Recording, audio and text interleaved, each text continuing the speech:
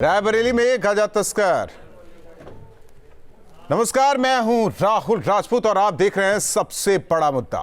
300 plus और 400 के दावे जिस तरीके से किए जा रहे हैं लगातार, इस बीच गुरुवार को केंद्रीय गृह मंत्री अमित शाह ने पश्चिमी यूपी से सियासी रण में ताल ठोकी। उन्होंने एक बार फिर 300 पार का नारा दिया। पश्चिमी यूपी किसान बाहुल्य क्षेत्र है और यूपी में किसानों को साधने की बीजेपी पूरी कोशिश कर रही है। अमित शाह ने जहां योगी सरकार की जमकर तारीफ की तो विपक्ष पर भी जमकर वो बरसे।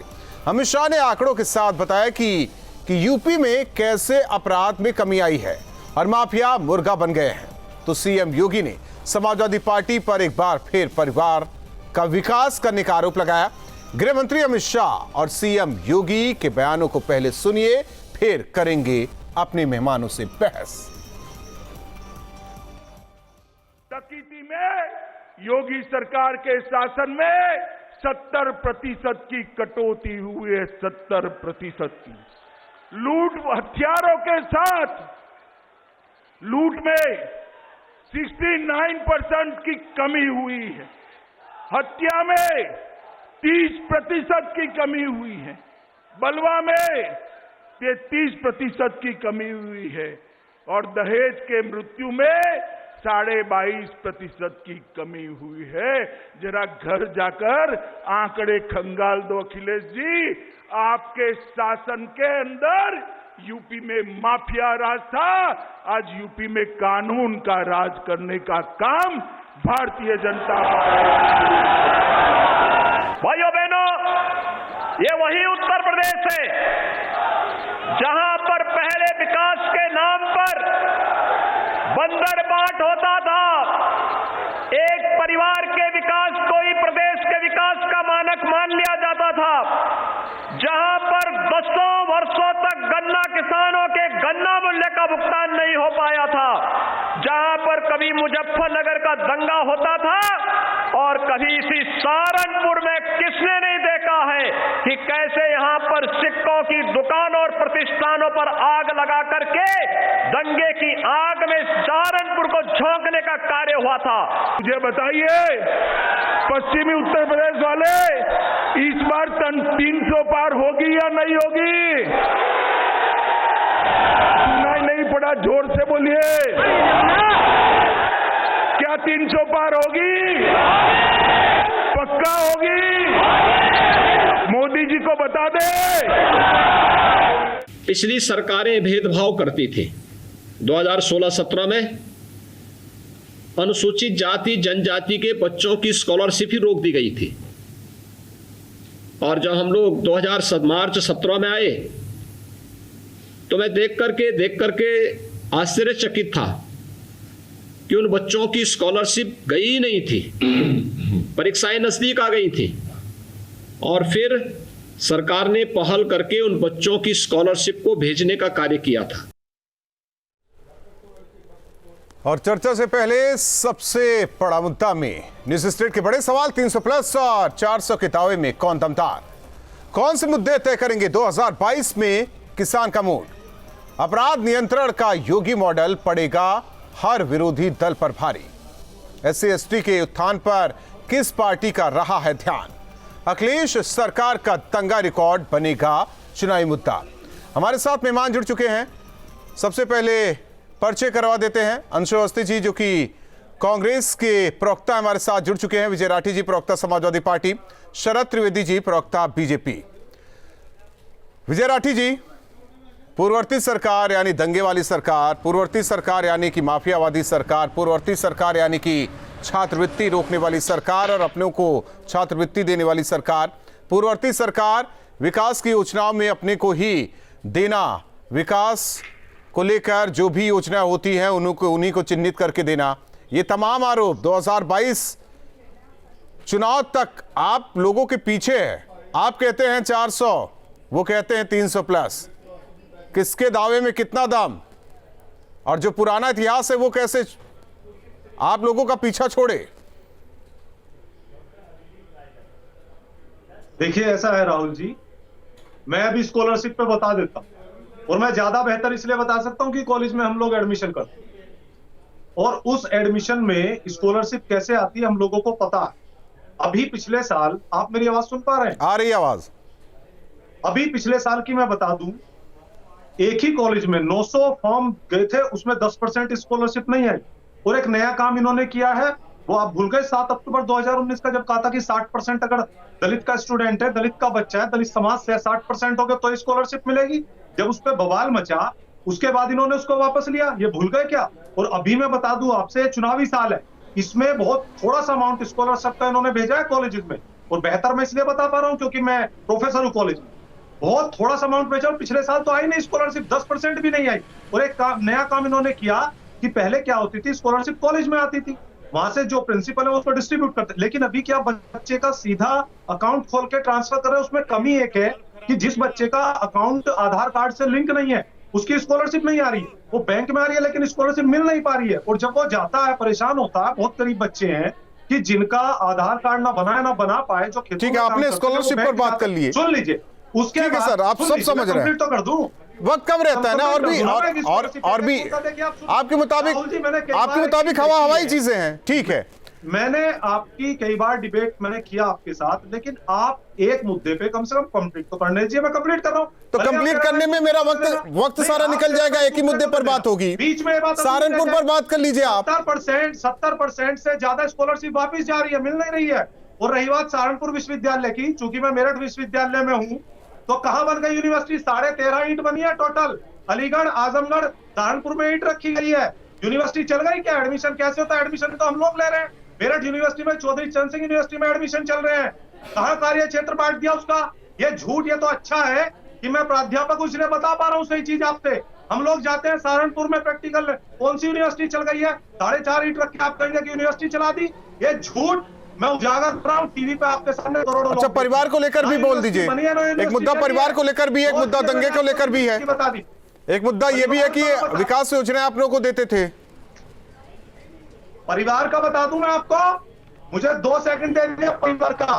मैं पढ़ रहा हूं आपके सामने, प्रेम का धूमल का बेटा अनुराग ठाकुर, मेनका गांधी का बेटा वरुण गांधी। लेकिन ऐसा तो नहीं होता ना, मुलायम सिंह यादव, शिवपाल यादव, उनके सारे भाई, उनके सारे बेटे, सगे संबंधी, सैफई परिवार, ये तो नहीं होता ना। दया शंकर सिंह की वाइफ स्वाति सिंह, हुकम सिंह की बेटी मृगांका सिंह, रमापति त्रिपाठी के भाई सवित त्रिपाठी, लंबी फहरिस्त है भाजपा में। 1-2 होंगे ना, 1-2 होंगे उनके बेटे, 4 पीढ़ियां 5 पीढ़ियां तो नहीं होंगी। यहाँ तो पीढ़ियां दर पीढ़ियां चल रही है सफाई में।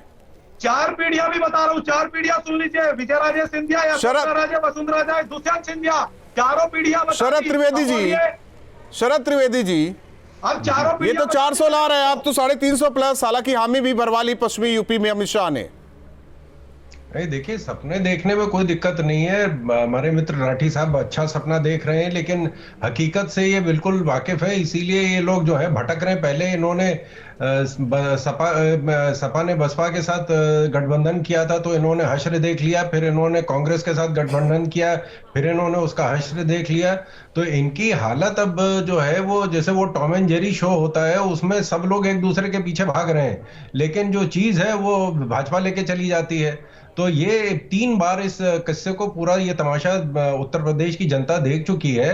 और मैं सिर्फ जो अभी जातिवाद की बात हो रही थी, मेरे मित्र राठी साहब सिर्फ ये कह दें अपने मुंह से कि अगली बार जो है वो समाजवादी पार्टी का जो मेन परिवार है उसके सदस्य मुख्यमंत्री नहीं बनेंगे, या ये कह दें अखिलेश जी मुख्यमंत्री नहीं बनेंगे। अगर ये कह देंगे तो मैं मान जाऊंगा कि जातिवाद में ये आ गए या कोई और जाति पार्टी आ गए है।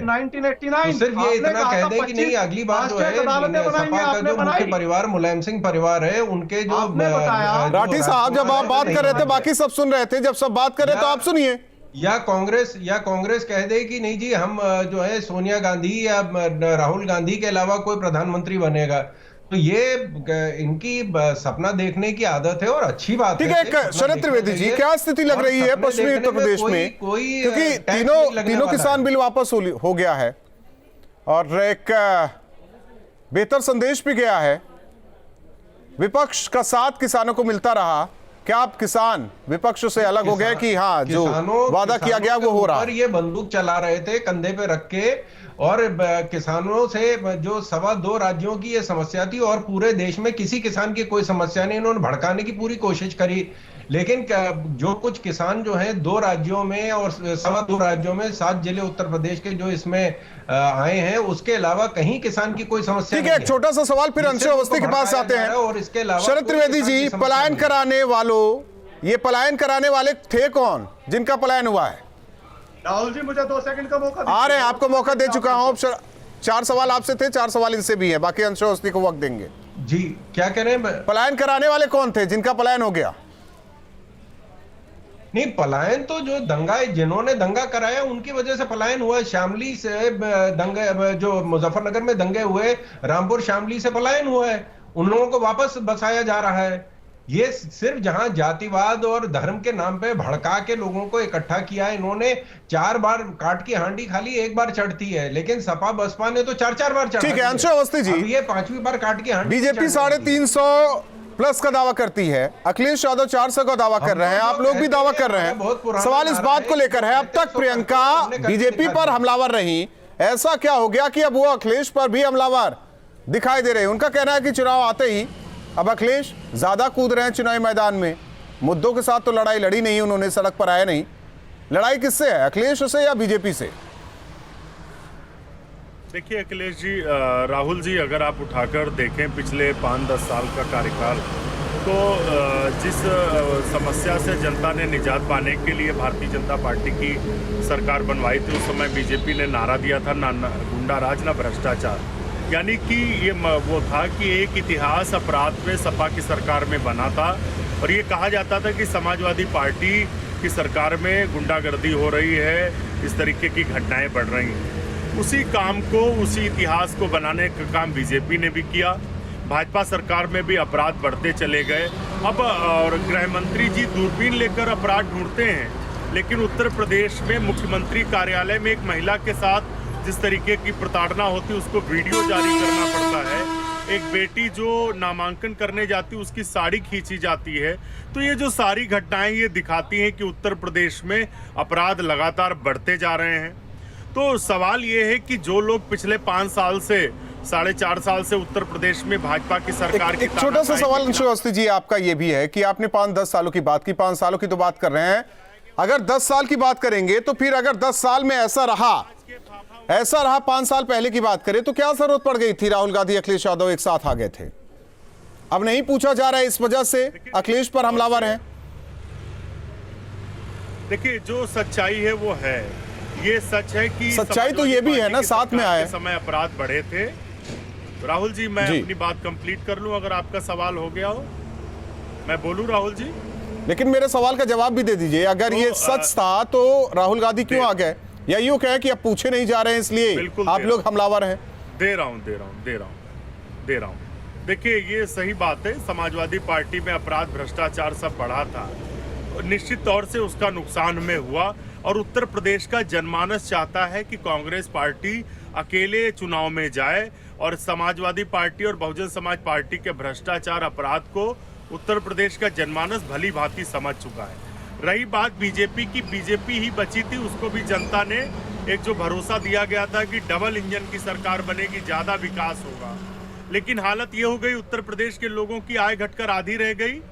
किसानों के ऊपर जो अत्याचार हुआ वो सभी ने देखा। ठीक है, अब आप आय और किसानों और गन्ना किसानों पर जा रहे हैं। सवाल आपसे एक और है अंशु अवस्थी जी, आपके एक लोकप्रिय नेता है पश्चिमी उत्तर प्रदेश के, और वहीं से आज हुंकार अमित शाह ने भरी है, इमरान मसूद। वो तो ज्यादातर प्यार समाजवादी पार्टी को लेकर करते हुए दिखाई देते हैं। कांग्रेस पार्टी की जो प्रतिज्ञाएं हैं, प्रियंका गांधी जी ने जो उत्तर प्रदेश के लिए एक नया ब्लूप्रिंट डेवलपमेंट का, रोजगार का, महिलाओं के सशक्तिकरण का रखा है, यकीन मानिए आप, प्रियंका गांधी जी के नेतृत्व में विशाल रैलियां हो रही हैं। अभी मैं मुरादाबाद से आ रहा हूं, रास्ते में हूं, आज की जो रैली थी उसमें लाखों लोग जुटे हुए थे। तो प्रदेश का जनमानस अब बदलाव चाहता है, अब मुक्ति चाहता है भाजपा की सरकार से। ठीक है, भाजपा की सरकार से मुक्ति चाहता है तो अखिलेश यादव पर क्यों हमलावर है? हालांकि ठीक है, राठी साहब, देश का जनमानस अभी बीजेपी राजनीति ये कांग्रेस के प्रवक्ता हैं राठी साहब। ये कांग्रेस, मैं समझ गया हूं, लेकिन इससे पहले मैं जवाब उनका दूंगा जो बीजेपी वालों ने बोला। दरअसल में बीजेपी वालों में लीकेज बहुत ज्यादा है। लेके कोरोना काल में लोगों की बिल्कुल मदद नहीं की। पेपर का लीक, जब टीईटी आपकी लीक, बेटी को नीट जलाया लीक, गया बीएड तब वो परीक्षा दिखाई लीक, नहीं पड़े। जो अब जब ऑपरेटर चुनाव उसकी आया, परीक्षा वो पेपर पहले नहीं संभाल पा रहे हैं, तो जो जनता जो उनको प्रोन्नति हुई है स्वास्थ्य सेवा में उसका पेपर वो लीक, सहायक स्कूलों में जो प्रधानाचार्य उसका पेपर लीक, और लास्ट में भी टीईटी पेपर लीक। इन पे आरोप तो पेपर पूर्ववर्ती नहीं सरकार पर संभाला यह भी जा लगे रहा कि है। एससी इन पे एसटी मेडिकल जो ये कॉलेज वर्ग नहीं रहा, बना। इन पे समाजवादी पार्टी ने कभी पूछा ही नहीं। और अपराध में नंबर 1, और ये पूरा जो इलाका है, आज ये जो पूरा इलाका है जाटो बाहुल्य इलाका है, तो कैसे पश्चिमी उत्तर प्रदेश में समाजवादी पार्टी की सीटें निकलेंगी जो 400 की बात कर रहे हैं? राहुल जी, एनसीआर 136 सीटें हैं। उत्तर प्रदेश नंबर 1 अपराध में उत्तर वो प्रदेश। छोड़िए, मेरे सवाल का जवाब दे दीजिए राठी साहब। आरोप तो ये भी है कि सरकार में रहते हुए ये इलाका, पश्चिमी यूपी का ये इलाका जाटो बाहुल्य रहा, लेकिन उनका तो कल्याण अखिलेश यादव ने किया नहीं। तो क्यों पश्चिमी यूपी वाले पूछे आप लोग को? मेरठ से लेकर करनाल तक 4 लेन सड़क किसने बनाई थी? गन्नों का दाम किसने बढ़ाया था? मोहद्दीनपुर में शुगर मिल किसने स्टार्ट की थी? पूछे जरा इनसे, मोहद्दीनपुर कहां आता है? मेरठ में आईटी पार्क की सौगात किसने दी थी? वो बीच में काम रुक गया, इनकी सरकार ने पूरा नहीं किया, इनके सांसद बोलते रहे। ये मेरठ का मैं बोल रहा हूं, स्पोर्ट्स इंडस्ट्री मेरठ में, उसके लिए पैसा किसने दिया था अनुदान? बराबर में डिग्री कॉलेज दादरी में हथौली के पास किसने शुरू किया था? 2 करोड़ का काम हो चुका था, इनकी सरकार ने रोक दिया। ये काम मैं गिना रहा और मैं वहीं बैठा हूं आज। ये सरकार, और अपराध में नंबर 1 महिलाओं की बात कर रहे थे, एनसीआरबी का डेटा आज सुबह की खबर है, आगरा में 5 वर्ष की जब आपको नहीं पूछा गया 2017 में ये तमाम काम गिनाने के बाद, तो 2022 में कैसे पूछा जाएगा? दलित छात्रों के लिए 500 करोड़ की अमित शाह ने तो हामी भरवा ली है, छात्रवृत्ति देंगे। सहारनपुर की जनता से उन्होंने हामी भरवा ली। देखिए, हामी आपने देखा अमित शाह कैसे भरा रहे थे, बार बार बोल रहे थे कि मुझे सुना नहीं, क्योंकि लोग हामी नहीं भरना चाह रहे थे, इसलिए वो बार बार पूछते मुझे, अरे लोग चाहते ही नहीं है तो सुनेगा कैसे? अब नहीं लोग चाहते। ठीक है, आप तीनों मेहमानों का बहुत बहुत धन्यवाद मेरे साथ सबसे बड़ा मुद्दा में जुड़ने के लिए। जाहिर तौर पर दावे अलग अलग तमाम पार्टियों को लेकर, लेकिन जिस तरीके से उत्तर प्रदेश में विधानसभा जो पहला वो बेहद, जहां से गृह मंत्री ने दम भरा है और ये किसान भूमि है, ऐसे में जिस तरीके से पिछले दिन कहा जाता रहा कि ये पूरा इलाका जो कि बीजेपी से खफा है, लेकिन जिस तरीके से तस्वीरें सामने आई है, ऐसे में कहा जा सकता है कि बीजेपी के चाणक्य कहे जाने वाले अमित शाह ने अपनी रणनीति तय कर ली है कि उन्हें पश्चिमी उत्तर प्रदेश में क्या करना है। साथ सीएम का मिल रहा है। दूसरी ओर क्या कांग्रेस और समाजवादी पार्टी या दूसरे विपक्षी दल उनकी इस रणनीति को लेकर कोई काट निकाल पाएंगे? ये भी बड़ा सवाल है। सबसे बड़ा मुद्दा में आज के लिए बस इतना ही।